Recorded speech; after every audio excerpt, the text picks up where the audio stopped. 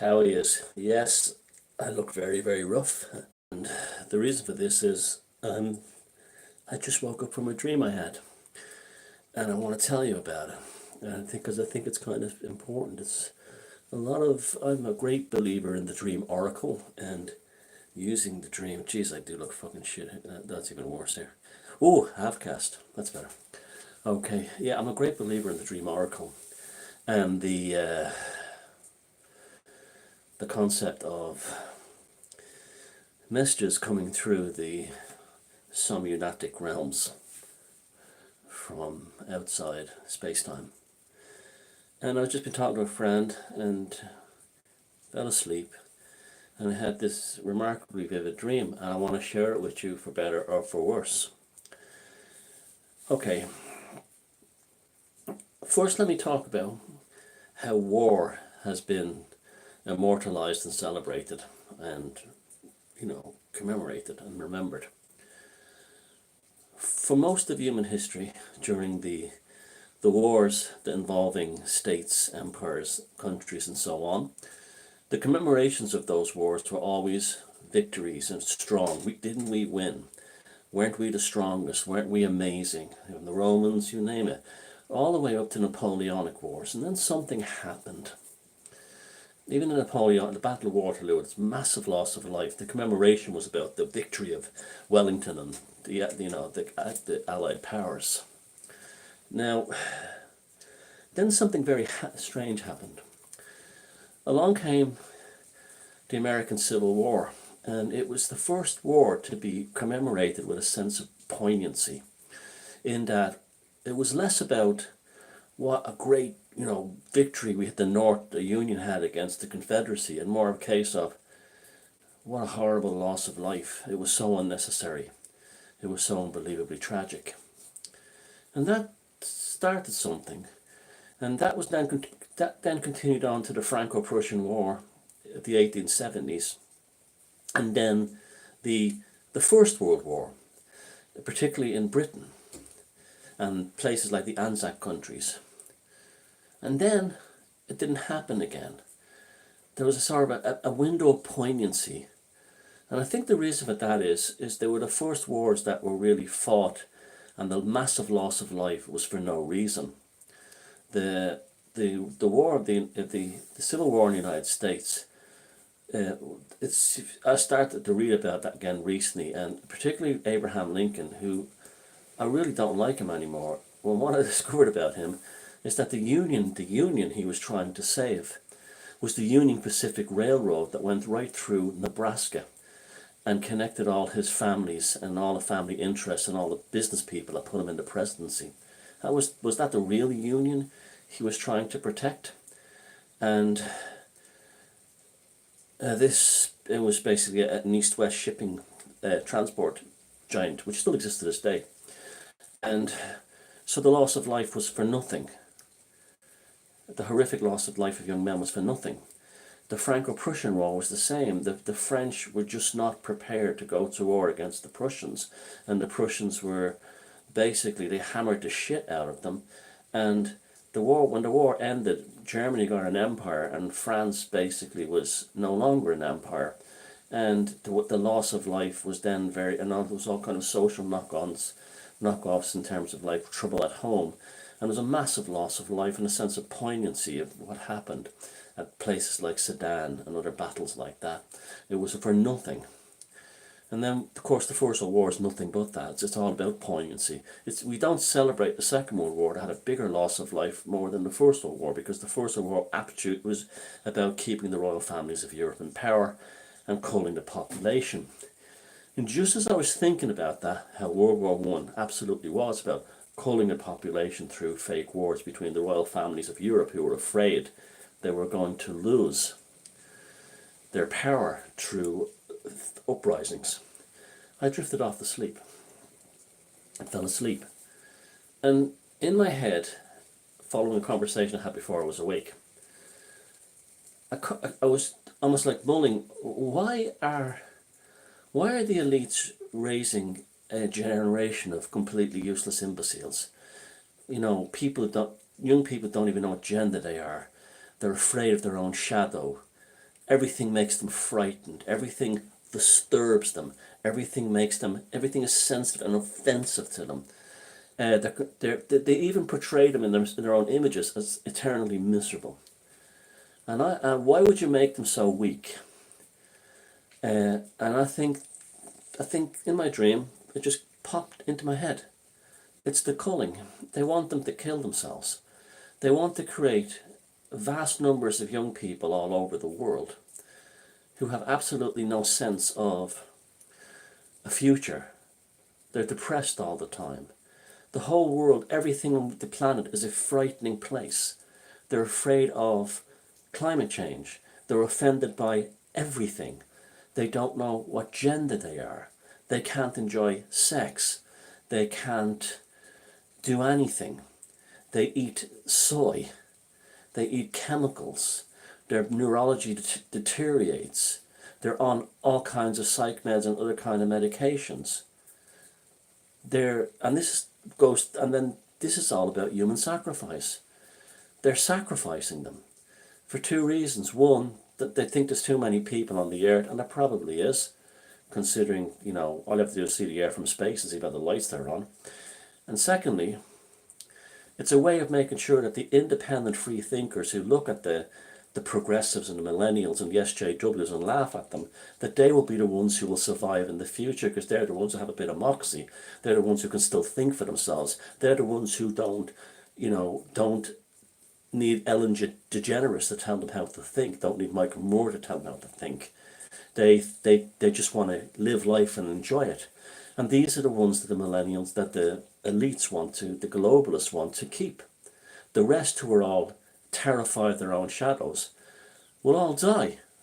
It's a mass culling, but we won't hear about it. It won't be like the mass cullings of the past where they use battles. The battle will be in here. And what they'll do is they'll all kill themselves. They'll all slowly kill themselves. It won't be some big mass sacrifice event. They'll be just full of misery and misery and misery until one day it's sleeping tablets and a bottle of vodka. We won't hear about it on the news. We won't be told about it in any particular great way. They will be replaced by immigrants from countries where they're harder than them, stronger than them, and they will supplement the ones at home who survived. It's almost like the dream told me what the planet the elites is. It's no survivors. The Psy Boys, the SJWs, the Me Too brigades, all those types, they're all history. They're all being primed for self-annihilation. And this is how they've always kept their power. This is what real human sacrifice is. Is there an occultic aspect to it? Absolutely, you better believe there is. That Georgia Guidestones is for real. And they don't lie about it. They put statues all over the world with pictures of the goddess next to the dead men monument, and it's a sacrifice to the goddess of fate, the goddess of eternity. And now this is the sacrifice to Gaia.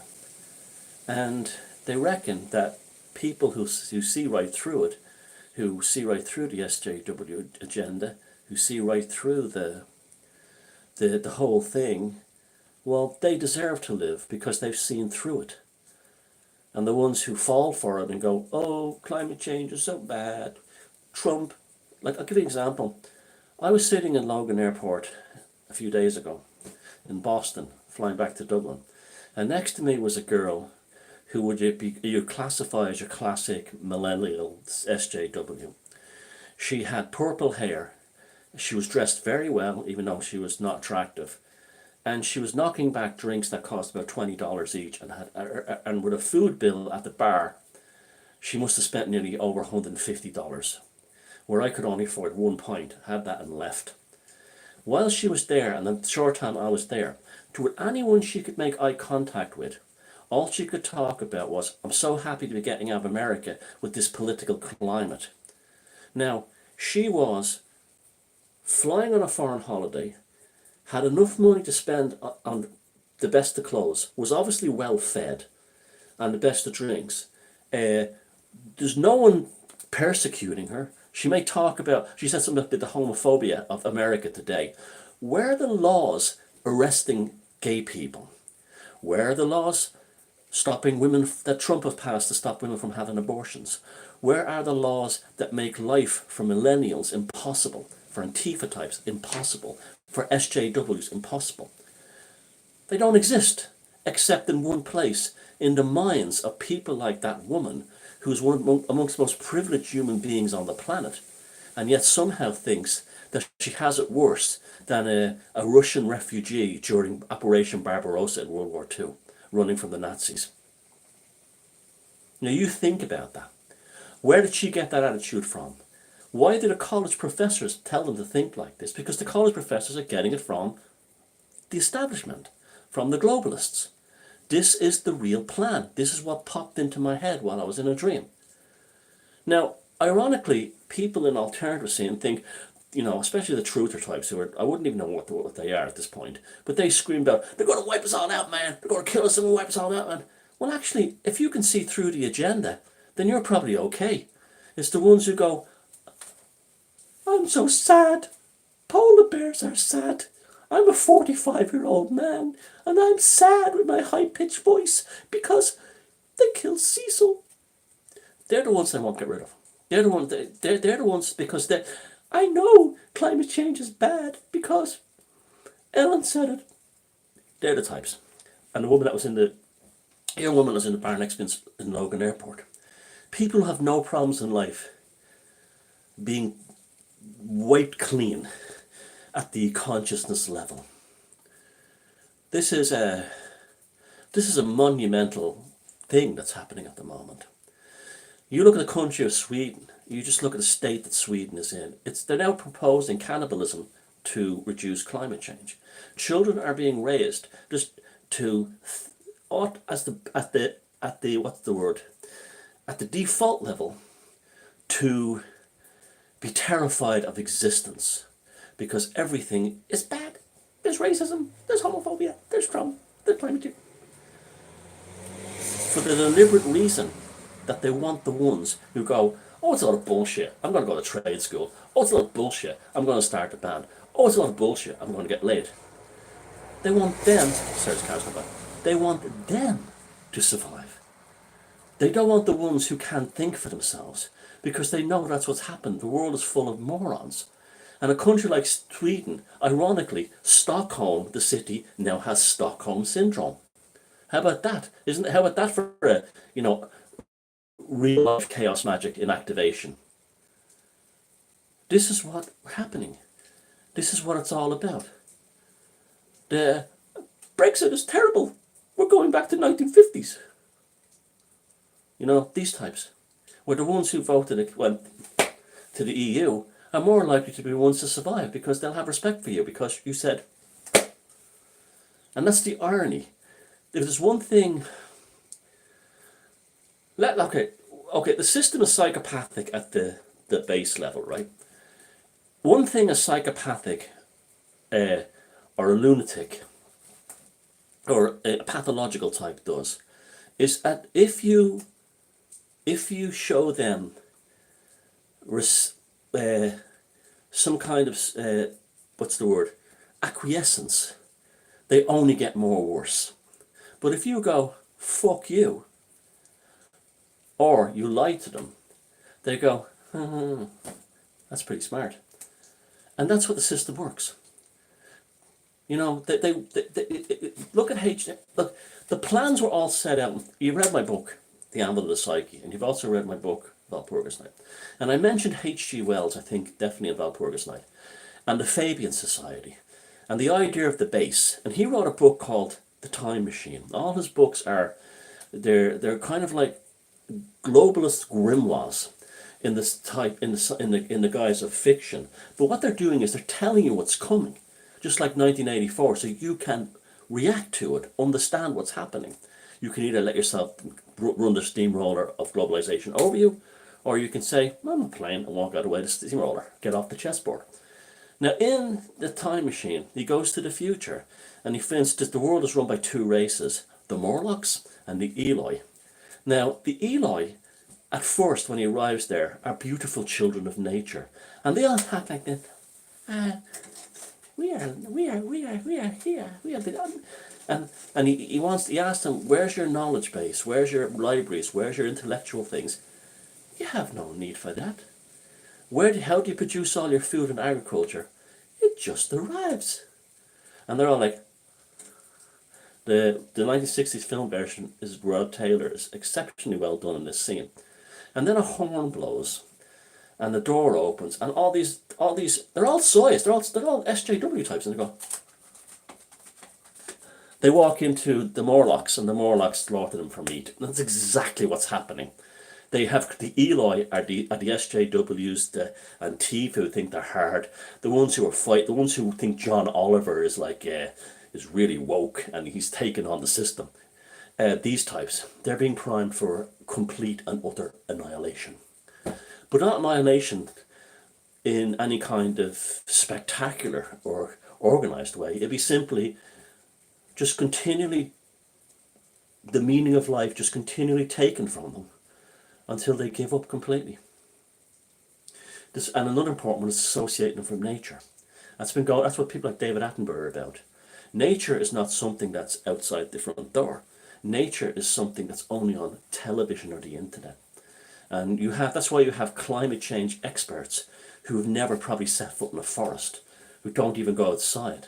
They live in a climate control office, laboratory, go down to their air-conditioned car, drive home to their climate-controlled house, and they know they're experts on a thing that they have no connection to on an actual level. You tell me that's not black magic. You tell me that's not a sorcery in action.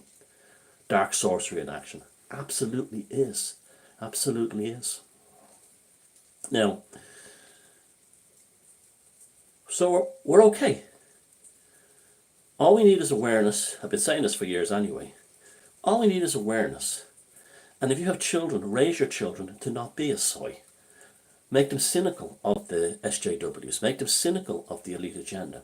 And then maybe they'll snap out of it. Someone will do it automatically. Because otherwise, they're just going to be... I mean, I saw there's some conference being held in Ireland on transgenderism being accepted as normal. I have no problem with transgenderism. Of course, there's lots of people who are born the wrong gender and need surgical help. But this whole fashionable transgenderism, I'm neither a boy nor a girl because MTV says so. Those types. And the picture that you post are using for them, they're like this. There's two pictures of young people like this. And it says on the poster, are you a boy or a girl? And they both go, yeah. Now that's deliberately being enforced to create this sense of hopelessness that you know, and they'll get millions of them going, I'm not a boy or a girl, I'm part of the gender spectrum. And what they'll suddenly do is they will shoot back with, you know, male and men and girls and women and fellas and guys shagging and all this kind of thing, and back to the old ways. And those types will be like, oh, vodka, sleeping tablets. And it's sad. But don't blame me. Blame your beloved elites. Blame your beloved John Olivers, David Attenboroughs, the people who are clients of Epstein. I'm not saying those two are, but the ones who are clients of Epstein. These are the ones who are setting you up for this. Don't blame me. Time and time again, you don't learn from history. Because well, some do, and they see right through it. The ones who didn't go to war, when the wars were bullshit, they didn't go. Simple as that. And they didn't have to get their name printed on a statue, you know, what they're blowing to bits in a field somewhere for no reason. They stayed at home. What can I say? It's life is not fair. We have reincarnation, so you come back anyway. So you know, but anyway, the system that we have at the moment on this planet is not fair. So there'll be no survivors, none, because they're being planned that way. Life without life, meaning without meaning, futures without hope. False expectations of progressive utopias taken away at the same time. Planet gaslighting. Only one way to survive it: walk away.